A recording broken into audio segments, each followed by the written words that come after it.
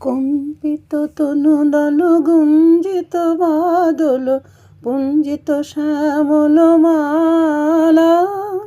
কম্পিত তনুদল গুঞ্জিত বাদল পুঞ্জিত শ্যামল মালা। নল কিশোর মম কোমল ননীর সম, নল কিশোর মম কোমল ননীর সম। ক্ষণে গোরা চাঁদ ক্ষণে কালা, ক্ষণে গোরা চাঁদ ক্ষণে কালা। কম্পিত তনুদল গুঞ্জিত বাদল পুঞ্জিত শ্যামল মালা।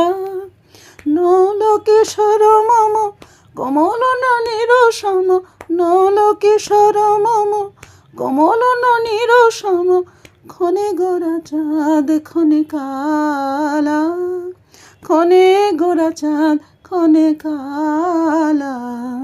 কম্পিত তনুদল গুঞ্জিত বাদল পুঞ্জিত শ্যামল মালা।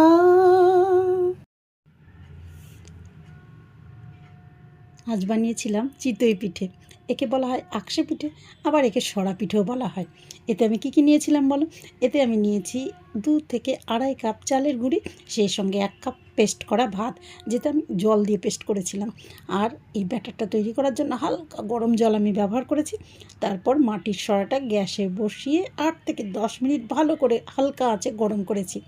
দেখো, এক এক করে 1 হাতা করে ব্যাটার এই মাটির সরায় দিয়েছি, আর এটাকে মাটির সরা দিয়ে ঢাকা দিয়েছি। এত সুন্দর সফট জালিদার সরা পিঠে হয়েছে, সত্যি কল্পনার অতীত। অনেকবার বানিয়েছি, আজ আবার একবার বানালাম শীত একটু কমে যেতে। অসম্ভব ভালো লেগেছে। প্রত্যেকেই এটা আশা করি বানাবে, চেষ্টা করবে অন্তত বানাবার, কারণ মাটির সরা বাজারে প্রচুর পরিমাণে পাওয়া যাচ্ছে। যেহেতু কদিন আগে পৌষ পিঠে চলে গেছে, তো আমিও সেই সুযোগে আরেকটা মাটির সরা কিনে এনেছি, সেটাই বানিয়েছি। দেখো তোমরা কতটা সুন্দর সফট এবং জালিদার। এটা মাংস দিয়ে, গুড় দিয়ে, দুধের মধ্যে যে কোনোভাবে এটা খাওয়া যায়। আর প্রত্যেকে এটা খেতে ভালোবাসে, সেটা আমি জানি, কারণ আমার বাড়ির মানুষগুলো খেতে ভালোবাসে। কেমন হয়েছে অবশ্যই জানাবে।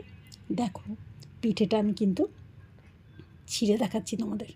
এটা এমনি খেতেও খুব ভালো লাগে।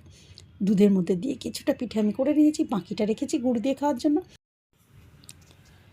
তোমরা কিভাবে এই পিঠেটা তৈরি করো এবং এই পিঠেটাকে কী নামে ডাকো অবশ্যই কমেন্টে জানিও।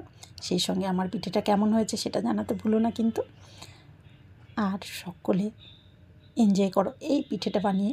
খুব খুব ভালো থেকো। সকলকে টাটা, বাই বাই।